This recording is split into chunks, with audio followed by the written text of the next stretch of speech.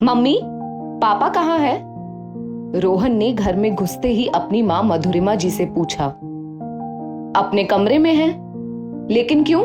क्या काम है उनसे?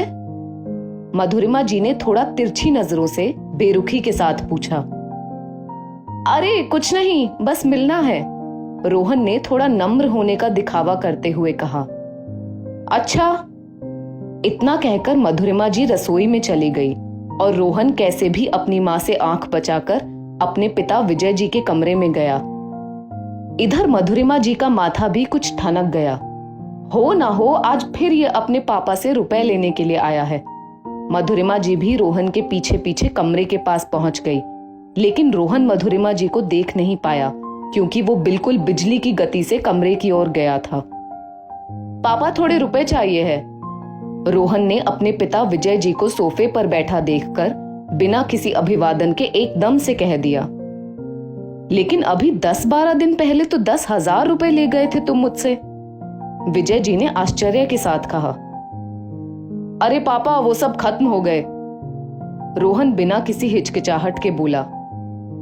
लेकिन इतनी जल्दी? विजय जी को सचमुच ताज्जुब हुआ। अरे पापा अब इतना तो खर्चा हो ही जाता है। लेकिन रोहन, तुम जानते हो ना कि मैं ये रुपए तुम्हारी मम्मी से छुपाकर तुमको देता हूं। उसको अगर पता चल गया ना तो वो मुझको बिल्कुल भी नहीं छोड़ेगी, विजय जी ने थोड़ा घबराकर कमरे से बाहर की ओर देखते हुए कहा। अरे पापा, मम्मी को कैसे पता चलेगा? मैं मम्मी को रसोई में जाता देखकर ही तो चुपके से इधर आया हूं, रोहन ने भी कमरे से बाहर की ओर देखकर फुसफुसाते हुए कहा।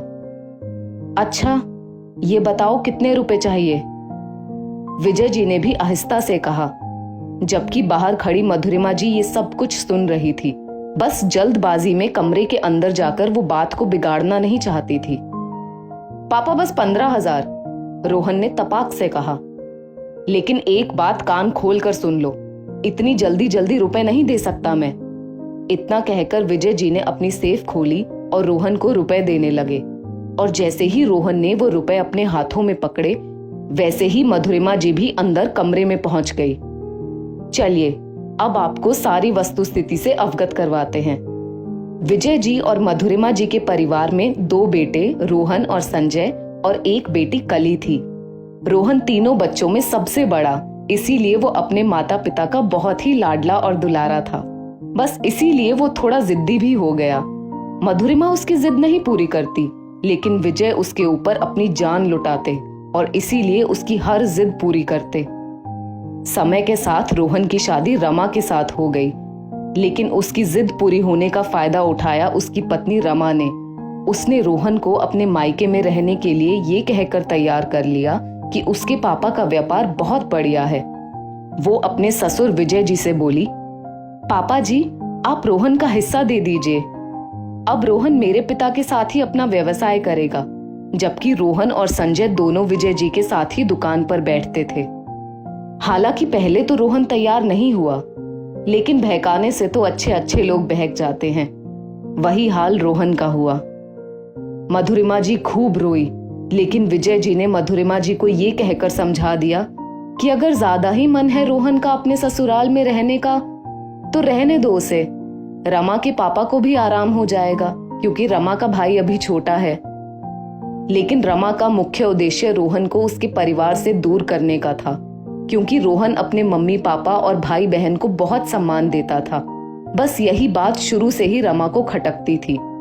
मधुरिमा जी ने सास होकर भी रमा के हाथ पांव जोड़े, लेकिन उसके ऊपर कोई भी असर नहीं पड़ा। खैर, रोहन अपना हिस्सा लेकर अपने ससुराल में शिफ्ट हो गया। कुछ दिनों के लिए मधुरिमा जी की जिंदगी बिखर सी गई, लेकिन फिर उन्होंने अपना सारा ध्यान अपने और दोनों बच्चों पर लगा दिया। इधर 2-4 महीनों में रोहन जब भी घर आता तब अक्सर रात के समय ही आता। उस समय विजय जी अपने कमरे में ही होते, तो वो चुपके से उनके पास कमरे में जरूर जाता। एक दिन मधुरिमा जी को कुछ संदेह सा हुआ कि कहीं ऐसा तो नहीं कि रोहन रुपया पैसा मांगने अपने पिता के पास आता है। और उनका शक तब यकीन में बदल गया जब उन्होंने एक रोज रोहन को अपनी जेब में रुपए रखते हुए देखा, लेकिन तब उनके पास कोई पक्का सबूत नहीं था।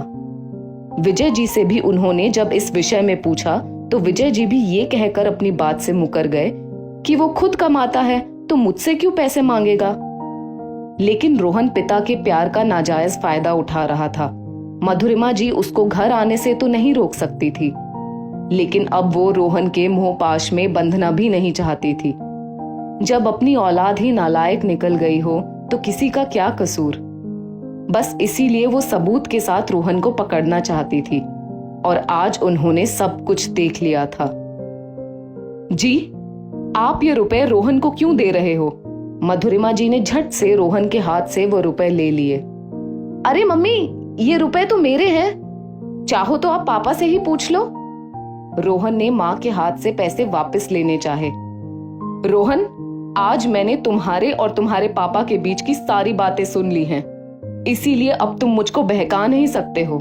मधुरिमा जी तैश में आते हुए बोली। अरे मधुरिमा, रोहन को कुछ रुपयों की जरूरत थी, तभी मैं इसको दे रहा हूं। विजय जी थोड़ा झिझकते हुए बोले। विजय, जो रोहन के भाग्य का था वो रोहन ले चुका है।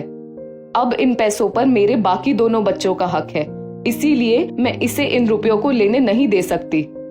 आप अपनी औलाद के मोह में इतने बहक गए कि अपनी धर्म पत्नी से झूठ बोलने लगे।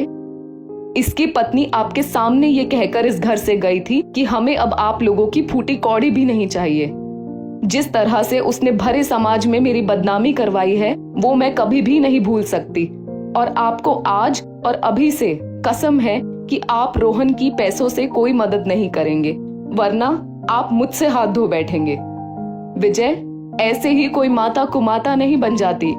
मैंने इसके इस घर से जाने के बाद अपने सीने पर पत्थर रख लिया था, लेकिन इसने फिर से मेरी जिंदगी में उथल पुथल मचा दी। इतना कहकर मधुरिमा जी हांफने लगी और विजय जी और रोहन चुपचाप खड़े रह गए। ठीक है मधुरिमा, आज से मैं रोहन की कोई भी मदद नहीं करूंगा, ये मेरा तुमसे वादा है। विजय जी ने मधुरिमा जी का हाथ पकड़कर कहा। रोहन थोड़ी ही देर में आंखों में आंसू भरकर घर से निकल गया, क्योंकि उसने अपनी पत्नी की बातों में आकर आज अपनी मां को खो दिया था। दोस्तों, इस स्टोरी को लेकर आपकी क्या राय है नीचे कमेंट करके जरूर बताइएगा, और ऐसी ही और भी बेहतरीन वीडियोस के लिए हमारा पेज जरूर फॉलो करें। धन्यवाद।